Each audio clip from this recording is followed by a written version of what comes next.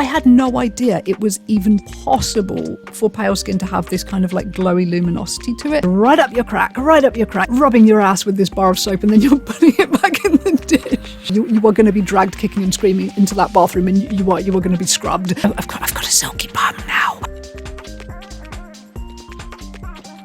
So hello, you wonderful citizen of cyberspace, and welcome to a video about the great TikTok washcloth debate that has been running for a good number of weeks now, and the fact that white people, we are learning that we are lacking and lagging a great deal in the hygiene stakes. And first thing to say is, like, no shame to anyone here if you hear any of these things that we're being frowned at for doing or not doing, and you're like, oh, I do that. Like, no shame. I am learning a lot from this. I've changed up the way I shower. I'm learning things. We are all on this planet to learn. And I just wanted to show you right from the offset how much of a massive difference this can make to your skin. That this picture is not the result of like body oil or body shimmer or anything. This is just clean, dry skin after about 2 weeks of really religiously taking the advice that I found on showertok. And my mind is completely blown, dude. I had no idea it was even possible for pale skin to have this kind of like glowy luminosity to it, which is crazy because obviously you see people with really deep skin tones and they have this beautiful glowy like glossiness to their skin that I've always thought is so gorgeous, and I thought I just couldn't have it. I've just been ashy my whole life. So I am super grateful to the people in the black community on TikTok who've been sharing these amazing tips. And I just wanted to talk you through this washcloth debate in general. I think there are these differences culturally, and then talk you through the stuff that I've picked up and the stuff that I've changed. So to break down this washcloth debate, where it all came from, where it's all been going, it seemed to start in quite a small and innocent way with a conversation about washcloths and how many you pack when you go travelling, which turned into this debate about, oh, white people don't use a washcloth in the shower. What are you washing your body with in the shower? And then there was this whole thing because it turned out that a lot of white people were either just squirting shower gel in their hand and rubbing it on their body with their hands, or they were grabbing a bar of soap, rubbing the soap over their body and then just putting it back. And this was horrifying many people in the black community. And when you think about this, you're like, yeah, that's pretty horrifying, actually. Because the bar of soap example, you're taking this bar of soap, you're rubbing it on yourself, potentially rubbing it at the end, right up your crack, getting it up in there, rubbing your ass with this bar of soap, and then you're putting it back in the dish. So the next person is grabbing this ass bar of soap and potentially rubbing it on their face. Yeah, when you think about that a bit more, you're like, oh, that's kind of grim. And the hands example, the trouble with that is that you're not exfoliating in any way. You know, there's nothing scratchy really about your hands on your skin. You're not getting any of the dead skin cells and you're not lifting any of that crap off your skin. So this washcloth debate got rolling. And then the more white and black people were talking about how they shower, the more the errors in as white people, our showering methods were being shown. That there were a lot of people who were like, what, you literally wash your legs in the shower? Like, doesn't it just run down and clean you and your feet? Like you're standing in a puddle of soapy water, surely your feet are getting clean. Why should I wash my feet? And things like this. And we are learning that actually we can do better. And obviously at this point, I will say capitalism did kick in. That there's a lot of TikTokers who, you know, they've got things in the TikTok shop, and obviously this became a great opportunity to hop on the bandwagon of, okay, white people are learning how to shower, what can we sell them that is, you know, it's the typical capitalism thing of make an insecurity, sell things to fix that insecurity. You have a great market that has just opened up there. So obviously capitalism did come into it at this point, and you've got people kind of, I feel like, banging home the insecurity a little bit more than is maybe necessary in order to sell products. So I would say just beware that a little bit. But I will say the products that I have bought off and inspired by all of this, they're products that I use, they're products that I think are great and that have really like changed my life. They're not products that I feel, oh, I've been sold on this and I don't need it, or it's not useful, or it's just a bag of shit. So I feel like it's good capitalism at the moment with this. It's quite useful. So this is basically the washcloth debate. And I feel that there are 3 reasons, probably, that there is this huge divide between black and white folks and where we stand with hygiene. And the first thing that came to my mind was obviously, like, when you think about culturally where black versus white ancestry is from. If you're white, you're traditionally from a cold country, right? If you're in a cold country, bathing, 100 years or so ago would have been a horrible, horrible affair. Before we got internal plumbing, it would have been cold. You'd have been in a tin bath, shivering away. It wouldn't have been nice. And you'd be wearing a lot of warm clothes, and you could kind of get away with soap dodging, in that environment. You could get away with it and you wouldn't be super smelly. And if you think about the traditions of about 100 or so years ago in the UK, it was very normal to take a yearly bath, one yearly bath. That supposedly this is where the June wedding thing comes from, was that you would have your yearly bath in about May or early June. So you'd get married in June because that was when you didn't smell. So this is where white heritage comes from. Whereas if you think about like black ancestry, you're coming from hot countries where bathing is going to be very necessary, and it's going to probably feel nice too. Getting into cold water in a hot country is going to feel nice. And in that kind of weather, you can't go more than a couple of days without bathing, or people are going to know about it around you. So I feel like is that one element maybe in why there's such a big divide in how we shower. And then the second thing, and this has been something that a lot of folks in the black community have been talking about, is just their upbringing versus white people's upbringing is very different when it comes to showering techniques and bathing techniques. That apparently if you're from the average black family, you are really taught how to clean yourself, like in detail. You are taught these things, and it will not be permitted that you don't do them. Like there's none of this, I'm going to be bed rotting for a week and I'm just going to walk around the house stinking and everyone's just going to tolerate me.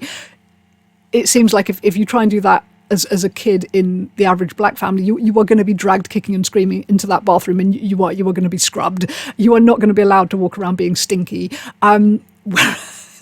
Speaking obviously as someone who grew up in a white family, I do think the stereotype is true that we are not really taught how to clean ourselves in detail. I don't think I was particularly, there's a little bit obviously where, when you're very young, but beyond a certain point, it's like I just let them get on with it. They basically know it. They'll pick it up by example. And I don't know whether this is just an ancestral thing that, your parents didn't really know this stuff, so they didn't know. So down the generations, it wasn't taught, or whether it's just that white families seem to be kind of more permissive in a lot of ways.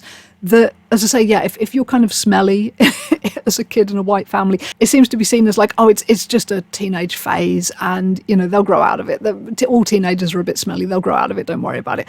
And a lot of people kind of don't grow out of it. That I think whatever you grow up with, you assume is normal. It's not the sort of thing you do to go to Google and go, teach me in detail how to shower. You assume you know that stuff as an adult, and it's only when stuff like this blows up on TikTok that you realize, wow, there is so much stuff that I don't know and that no one's ever taught me or shown me. And then the third element that I've seen people mention regarding this black versus white showering divide, and specifically the exfoliating thing, because for people with deeper skin tones, exfoliating seems to be a huge part of shower routines. Whereas for white people, as I say, there's people washing with bars of soap, there's people washing with their hands. Exfoliating often is ignored completely.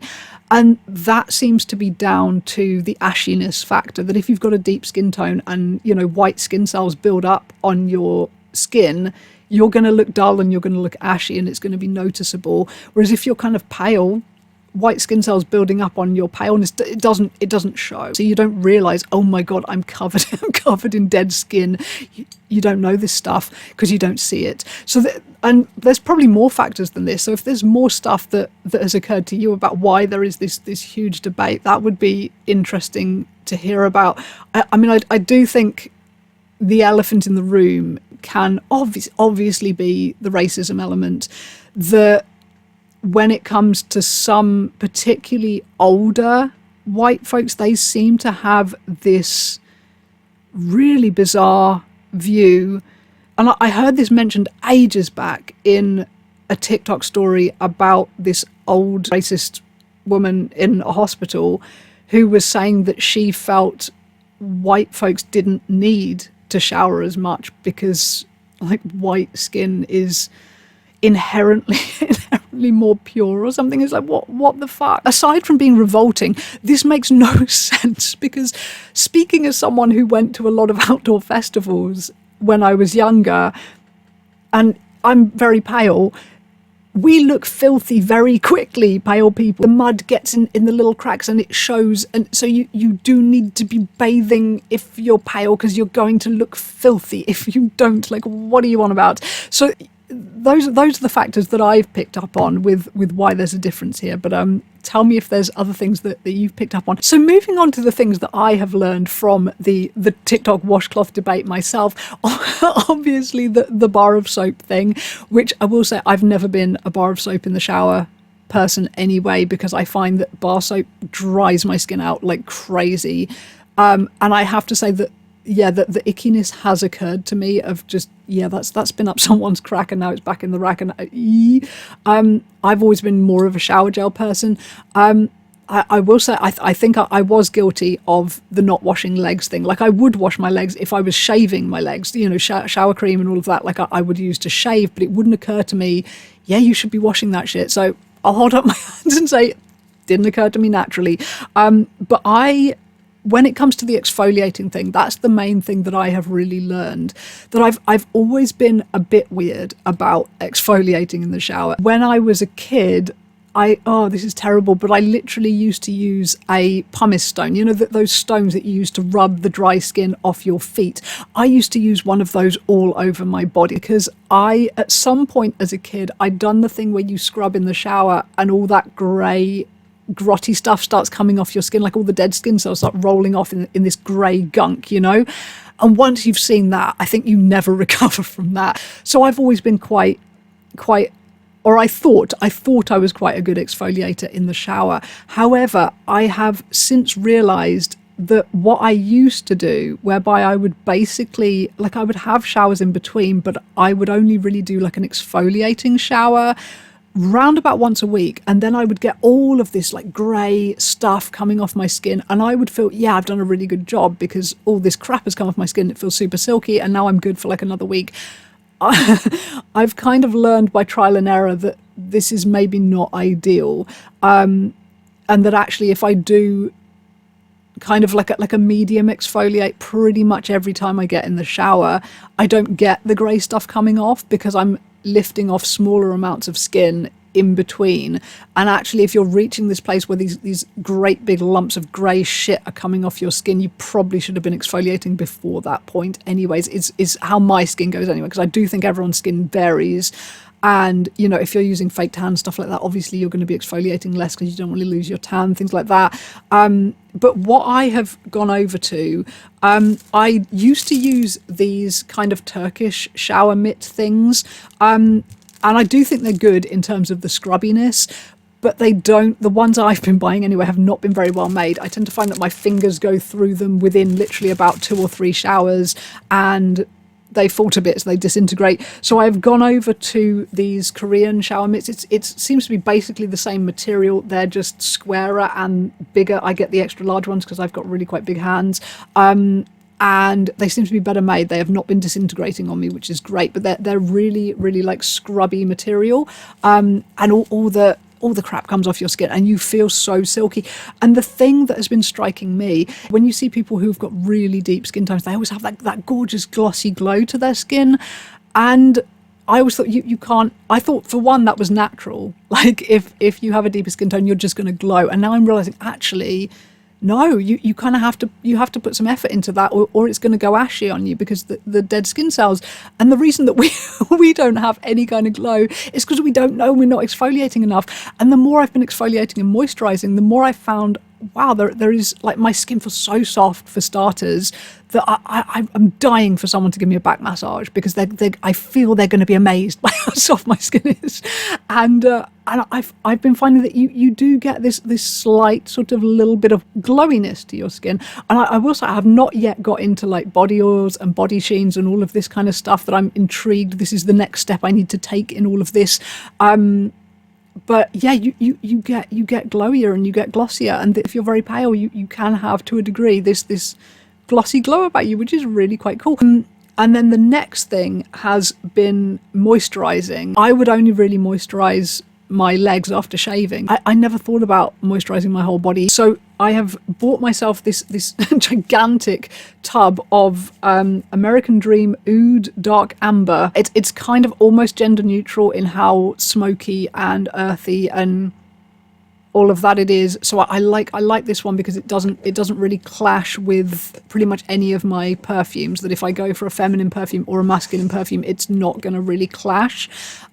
Some people have been going really all out and developing whole shower routines based around different fragrance notes. So they're like layering the different fragrances, and that sounds cool but potentially expensive, because I know what I'm like, that I'm going to want like a masculine one, I'm going to want a feminine one, I'm going to want one that's like strawberry fresh for summer, I'm going to want like a cozy winter one. It's going to get expensive, and my bathroom is going to fill with crap if I start trying to have this huge, everything shower, as people are calling it. I am sticking with my gigantic bottle of mint and tea tree shower gel that I use for everything, because it's nice and it's tingly and it's fresh, and I just like this one, and it comes in great big cheap bottles, and I like that about it. Thing that I need to, as I say, try and get into is more the body oils. So if anyone knows any body oils that smell really nice, tell me things. I found the areas of my body that I always thought rough skin was just like a part of that area. No, not necessarily. Like the area along the back of your arm here, where I think a lot of us have this kind of bumpy, lumpy, rough skin. I found all of that has gone. Doing a bit of exfoliating every day, and then moisturizing, all of this roughness has gone. Like my knees, my butt, where I would sit down, I always thought it was normal to just have kind of slightly rough skin on your seat bones, because I'm like, well, you're sitting on them all the time, so of course it's kind of rough. No, that's gone. I've got a silky bum now. So my knees, even, they're getting silkier. Like my feet, scrubbing my feet, because I always thought the only way to get rid of like hard skin with your feet was to genuinely use one of those like scrapey cheese grater things, and really like get in there. I've been finding that actually just using one of these every day on your feet, I haven't needed to like cheese grate my feet in ages, which is amazing. It's really interesting. So I'm really fascinated by this whole exfoliating daily thing. So I dare say that there are a lot of black folk out there just groaning right now, and just, oh my god, how we weren't taught these things, and I'm only just learning them now. So I'm so grateful to the black community for sharing all of this, because like no one really likes being told that they, as a people and as an individual, are kind of grimy and potentially a bit smelly. It's a hard pill to swallow. So thank you to everyone in the black community who has been kind and gentle about explaining these things to us that we just were not taught. Hopefully we're going to be cleaner and softer and silkier as a person. I will say, when I was younger, because of my excessive exfoliation with a bloody pumice stone in my teens, I will say all my boyfriends used to comment on how soft and silky my skin was. I was mostly on my legs, as I say, because that was the one place I would moisturize, would be my legs. Whereas now that I'm moisturizing everywhere, like I'm like, wow, fuck yeah, like ooh, silky. I can't leave it alone. It's amazing. So yeah, so if you too have been caught up in this washcloth debate and you've been learning things, then tell me the things that you have learned. I hope this goes without saying, but anyone with weird fucking racist comments about any of this, please just we don't need that. We have been learning as a cross-cultural divide, all been very positive and very nice, and I would like it to stay that way. So with that said, I'm going to shut up and piss off. If there's anything else you've learned or that I've missed out about the trajectory of the washcloth debate, please tell me things. But thank you for listening. For now, bye bye.